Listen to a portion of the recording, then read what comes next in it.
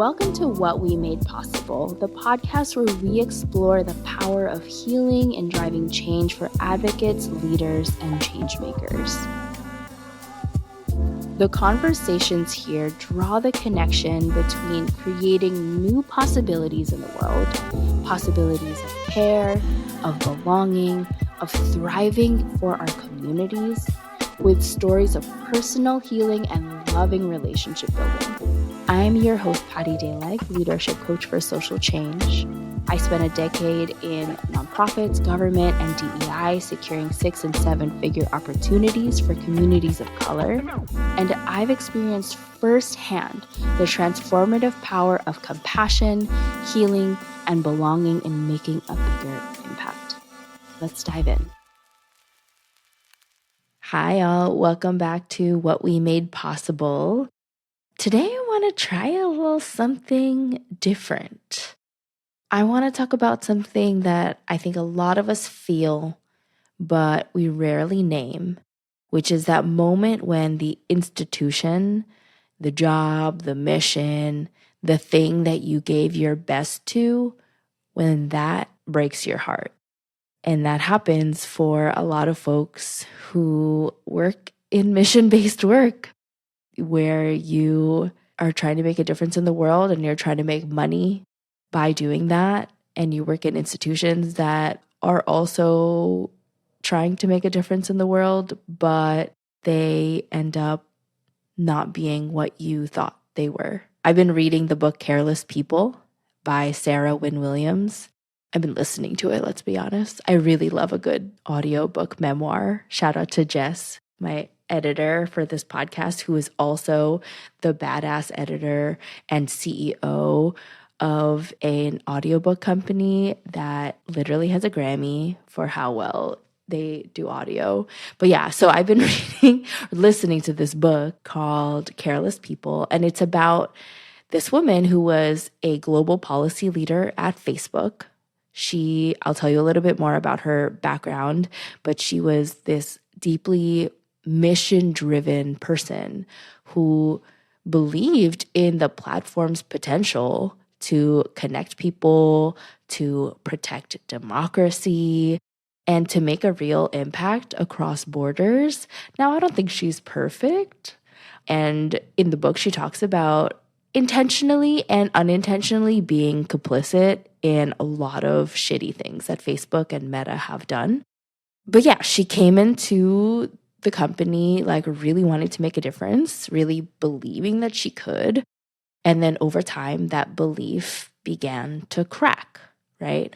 So the book really lays bare what it meant to care deeply in a system that ultimately chose money and power over people. And so the way that I want to think about this is, what if Sarah Wynn Williams came to me for coaching, right? If she was like, I needed a leadership coach, I need some executive coaching because I need to figure my shit out. What would that look like? What would she need? And how does her story reflect the challenges that so many of you all face, right? Especially of those working within institutions and systems that say that they're there for a mission.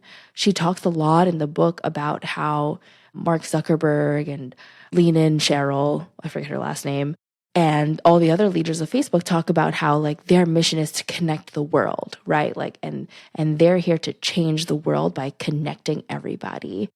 And so she came in, really believing that like they're trying to actually do something good. And so many people that I work with are in nonprofits or they're in businesses that are not just there for profit. Like they're not just there to make money. They're there to like do the world a service. So her story is really reflected in a lot of challenges that my clients face and that you might be facing. So let's get into it. So why this matters, right? So before Sarah joined Facebook, she was a diplomat. She was from New Zealand. She served in New Zealand's Foreign Service. She worked at the United Nations.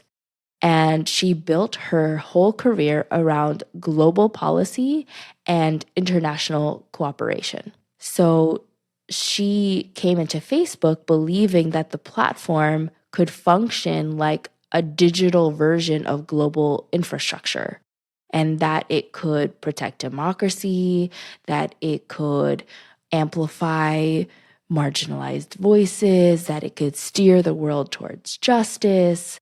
And in her book, she writes about how she fought for months to get hired. She even applied for roles that did exist because at the time, the only policy roles that existed were kind of government relations that were stateside. There were only government relations people for DC, basically. And so she pushed for them to create a policy role that basically didn't exist, right? And so once inside, she was advocating for more localized accountability in places like Myanmar. She wanted Facebook to translate its community standards into Burmese, right? To hire human rights experts, to invest in safety. In that chapter, when she talks about Myanmar, she basically says like the entire corporation, at that point, a publicly traded organization, had one person on the entire, one contractor, like not even a full-time staff member, one contractor who was in charge of understanding and translating the Burmese posts at a time when there was a ton of political violence. And so this person was basically in charge of making sure that posts were not incendiary, that posts were not causing riots, as they were calling them, like causing political violence, which it was. And there's a moment where she talks about like they called this contractor because there was this post that like really needed to come down, which is a normal thing that, you know, if there's a post that translates into real harm for people, then like that post is going to come down. That was their policy. And the one contractor was like at dinner and like didn't have access to his laptop. And so like this like violence kept happening. And that's not like, oh, like blame the contractor. That is blame Facebook for not having the same standards or not like implementing its standards correctly according to its own stated standards, like its own systems that they say they do this, but they didn't apply it the same way across countries. And so she was repeatedly blocked, right? At one point, she recalls her boss, basically saying like, move on, get over it. And she writes about how Facebook leadership routinely deprioritized countries like Myanmar, essentially deciding like those people didn't matter. And the violence that was happening there didn't matter. And she also talks about the microaggressions and dehumanization she experienced as a woman and as a mother after giving birth, like while she was on maternity leave, a maternity leave that, by the way, like almost killed her. She was like they like held her to this like standard at her performance review that said like, you were not available enough on your maternity leave for us, which is super illegal, right? And then she was also told during a performance review that her baby was being heard on a conference call and that was like making her male colleagues uncomfortable, which is like what? And she also writes about how after speaking up about misconduct and being pushed out, Facebook tried to silence her. The company even had this arbitration order to stop her from promoting her book or disparaging the company after publication, right? So this story matters because, like, yes, it's about Facebook and it's like just about a tech company, but also it's about the personal cost of trying to do good things, like trying to do good and trying to like change a system from within, quote unquote, when that system doesn't want to be good. So for folks who are in the nonprofit industrial complex, whether you work in nonprofit and you're trying to like be in the day-to-day of the work, but you know that like your individual contribution is in some ways like such a small blip, right? Like where it feels like hopeless, or there's like active harm in your organization, which is like such a thing, right? We could do a whole other conversation, a whole other episode about lateral violence, especially within nonprofits.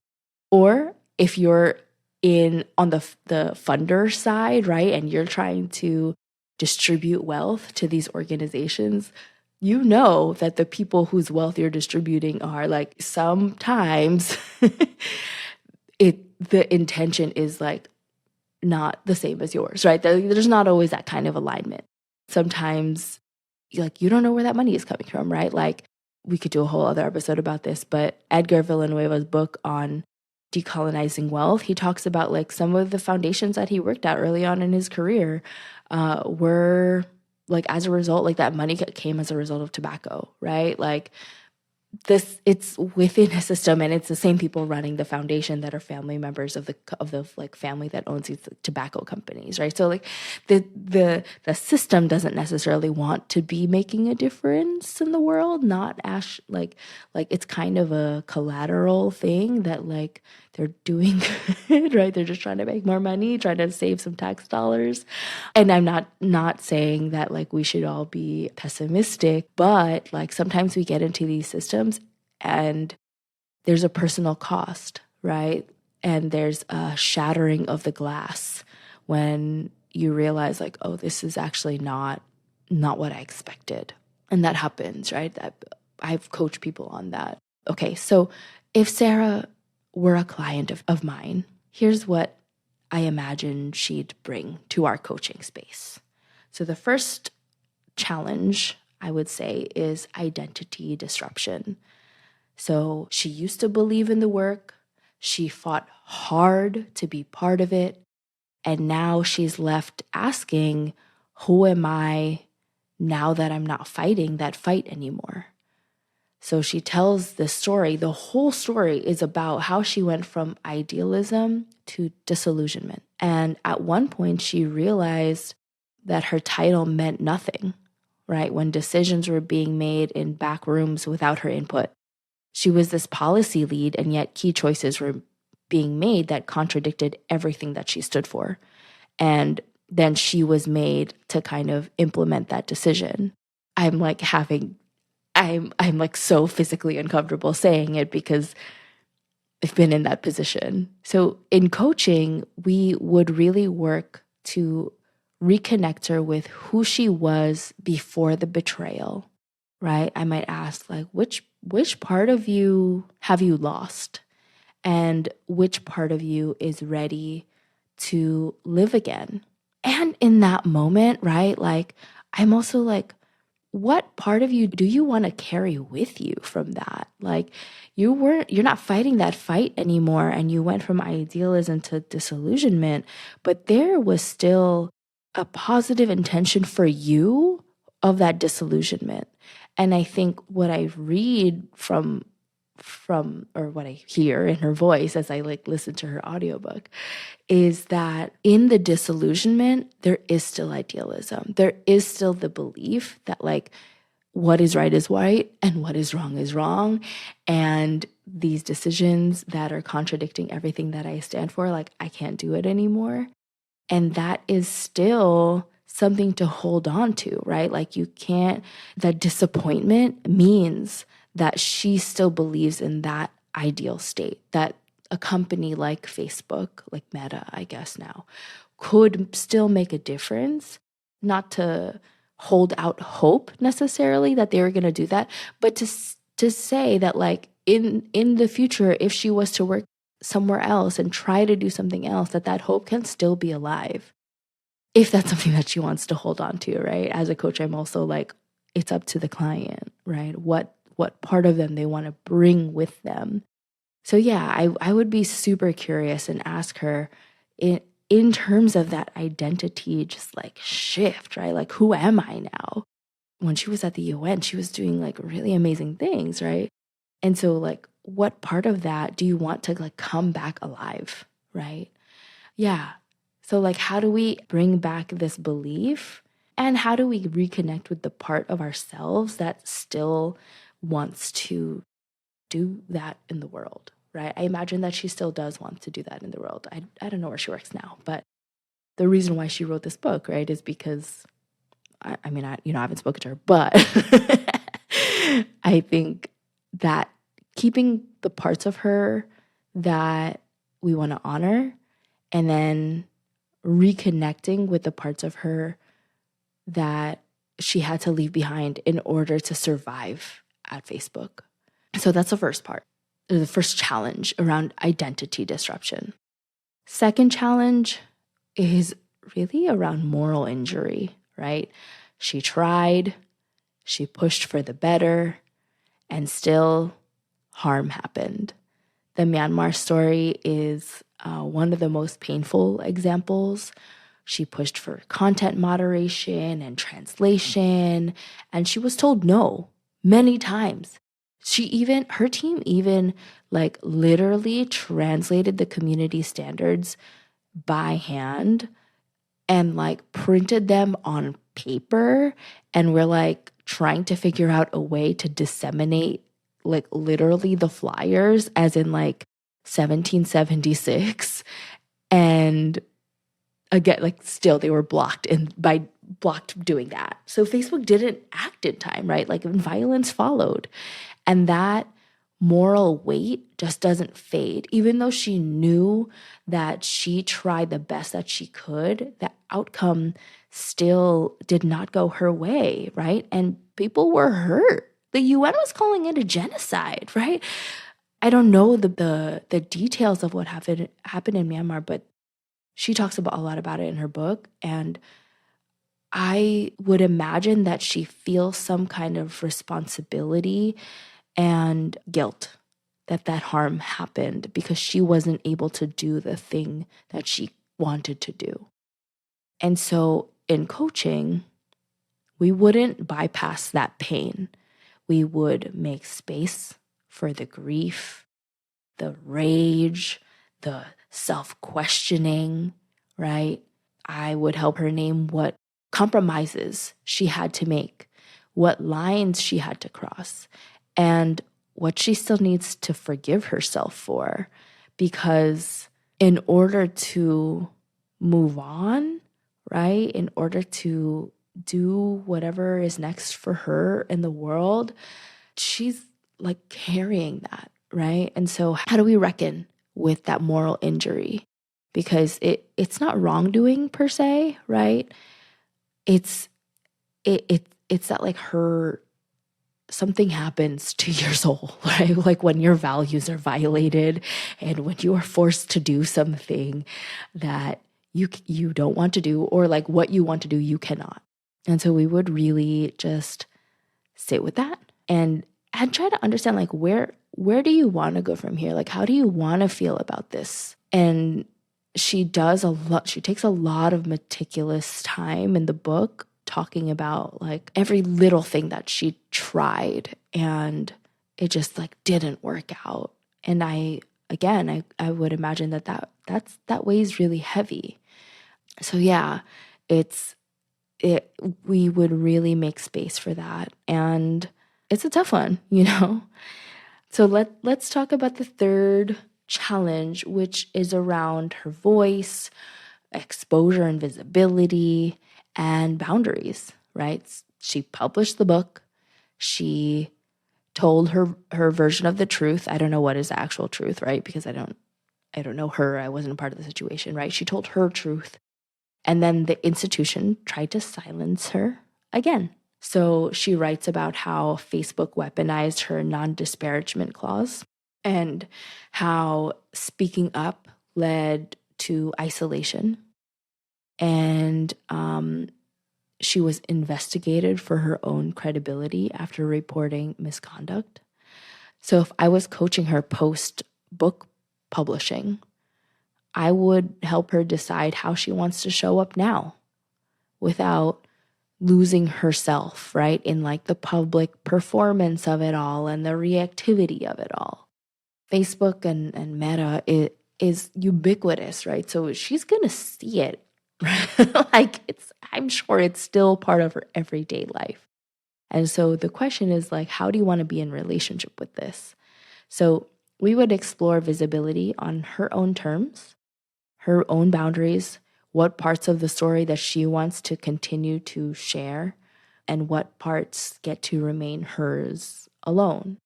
I would help her come home to her own voice. What's shaped by like legal teams and headlines and editors and PR teams and all of that is one thing. And then there's like the voice that's rooted in her own values and humanity and truth, which is what she was connected to when she was writing this book. As a whistleblower, she is probably getting a lot of shit. I'm gonna assume. And she's gonna continue to do that, right? Like she's gonna be known as this person who has done this for her whole life. And yeah, like how does she want to be in relationship to that? So let's zoom out. Let's zoom out a little bit. Sarah's story is big, right? It's global, it's public. But I see these dynamics play out in smaller organizations too, right?